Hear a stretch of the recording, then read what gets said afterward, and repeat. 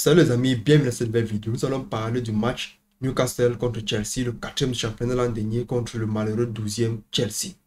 C'est un match pour voir à quel niveau se trouve Chelsea. Pourquoi? Parce que Newcastle n'est pas encore dans le Big 6. Il ne faut pas qu'on se trompe. C'est Chelsea qui est dans le Big 6 en Premier League.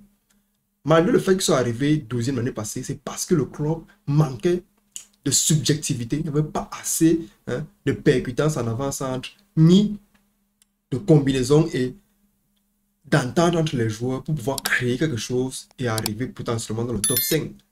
C'est pour cela qu'ils ont amené Pochettino. Pochettino est déjà très discuté. C'est un coach qui était un peu en vacances dernièrement, mais qui voulait à tout prix revenir en Angleterre. Peut-être pas Tottenham, il est atterri à Chelsea. L'occasion pour lui d'essayer de faire une machine qu'on va essayer de voir dans ces détails, les amis, après l'intro.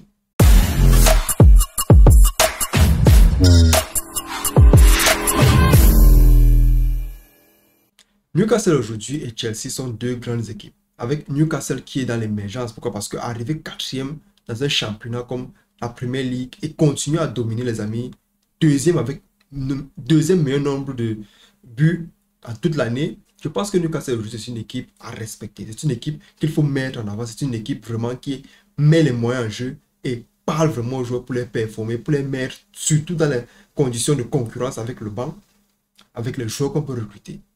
Newcastle aujourd'hui arrive dans un match amical ou pas, ils sont là pour gagner. Et la preuve, quand ils arrivent, le terrain est serré, ils te font une formation. Ils te font une formation de 4-3-3 néanmoins avec l'arrivée de Sandro Tonali du Milan AC. Il a toujours respecté ce joueur, c'est un joueur qui fait comme s'il ne court pas au stade, mais très physique, solide. On dirait un Gattuso de l'époque, mais un Gattuso un peu à ce moment-ci qui a un peu une technologie de football un peu plus avancée, c'est-à-dire quoi? Ce n'est pas un joueur qui est surtout dans la bagarre, c'est un joueur qui est plus dans la récupération et la relance. Contrairement à Gattuso qui était plus dans la récupération et dépose à quelqu'un d'autre comme Seedorf ou bien Kaka pour essayer d'arranger le match. Néanmoins, le match aujourd'hui s'annonce, comme je l'ai dit tantôt, dans un tempo un peu très différent.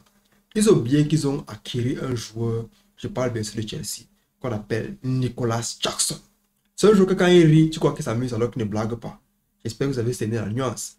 Quand il est au stade, sa face, c'est la face de quelqu'un qui rit, donc sa face a la forme de quelqu'un qui est en train de sourire mais il ne blague pas. Chelsea arrive avec une formation que je respecte beaucoup, c'est une formation complète, c'est-à-dire une formation de 4-2-3-1. Quand on a le ballon, ça devient le 4-3-3.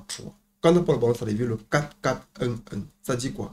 Quand on a le ballon, on est en milieu offensif. Quand on n'a pas le ballon, on est en milieu défensif. C'est l'une des meilleures formations du 21e siècle, derrière le 4-3-3. Mais c'est une formation aujourd'hui qui est complète. Tu n'as pas besoin de trop réfléchir quand tu joues à cette formation-là. Ils te mettent un 4-2-3-1. Ce qui se passe quoi? Avec celui qui est derrière l'avant-centre, il n'a pas deux choses à faire. Il n'est pas là pour jouer le faux second avant-centre. Ce n'est pas Eden Hazard de 2018. 2019, non. C'est un joueur qui doit récupérer le ballon, attirer la défense vers lui et créer de l'espace pour un avant-centre rapide. C'est pour cela qu'ils sont appelés Nicolas Jackson.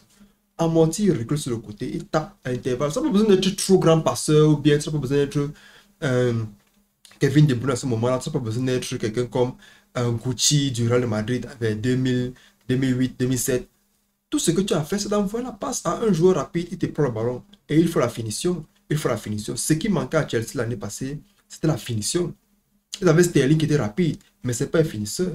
Ils avaient Modric qui était rapide, mais ce n'est pas un finisseur. Ils avaient tellement de joueurs, Hudson-Odoi, ils avaient tellement de joueurs qui sont rapides, ce ne sont pas les finisseurs.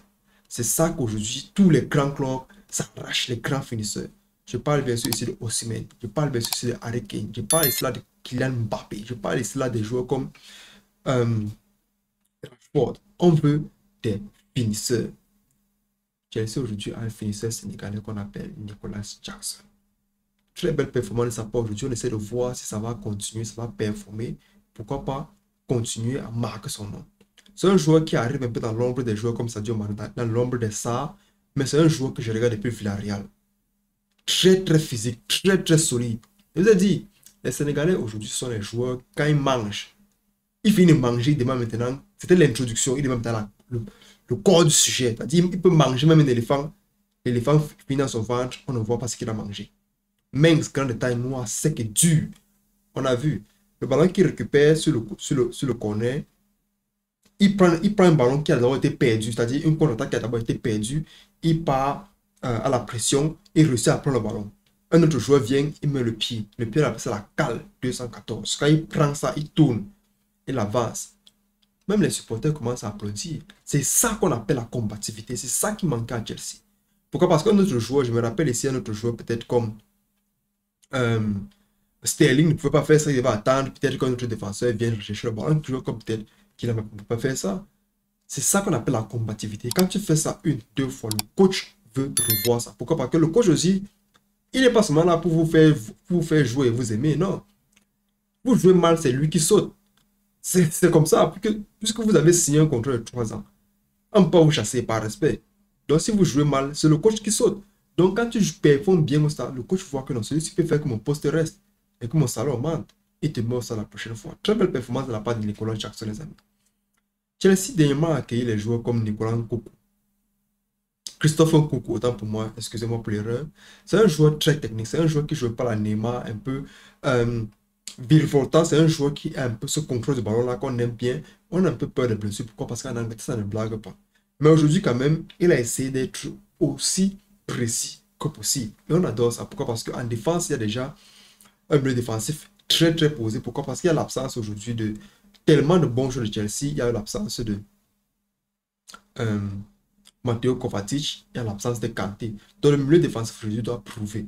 Il doit prouver qu'ils doivent être ceux-là qui remplacent effectivement ces grands joueurs-là. Je parle ici là du grand argentin Enzo Fernandez. Parlons pas aussi de Casadei, mais avec la performance d'aujourd'hui, on se dit qu'il peut mieux faire. Mais de l'autre côté, ce n'est pas quand même... On a fini de citer les noms chez vous, Chelsea, mais vous jouez contre qui? Le 4e du championnat. 4e du championnat, comme je l'ai dit tantôt, qui est arrivé avec 2e meilleur nombre de buts derrière Man City. Peut-être d'un point. Avec peut-être les matchs nuls, les matchs compliqués.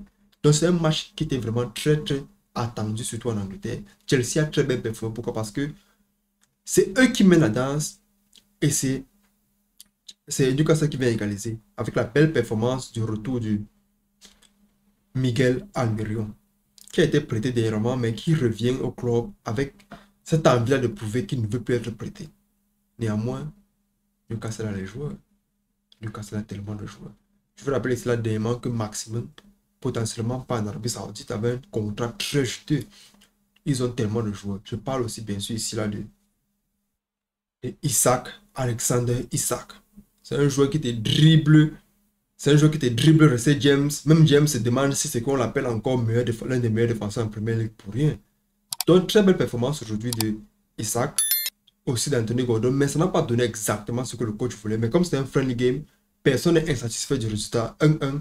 On entre à la maison, on essaie de voir ce qu'on pouvait faire de mieux. On essaie de voir quel joueur on va mettre à tel poste prochainement. Pourquoi? Parce que c'est l'occasion pour le coach de faire entre toutes les combinaisons possibles pour bien entamer le début de la Premier League. C'est tout pour cette vidéo les amis, j'espère que vous l'avez aimé. N'oubliez pas de liker, commenter, donnez-moi vos avis par rapport au match d'aujourd'hui, surtout avec la performance de ce jeune joueur qu'on a mis en avant-centre, Nkunku, et aussi celle de Nicolas Jackson. On se revoit la prochaine fois les amis, la paix sur vous, prenez soin de vous. N'oubliez pas de vous abonner, c'est très important les amis, ça fait aider la chaîne. On se revoit la prochaine fois, ciao ciao.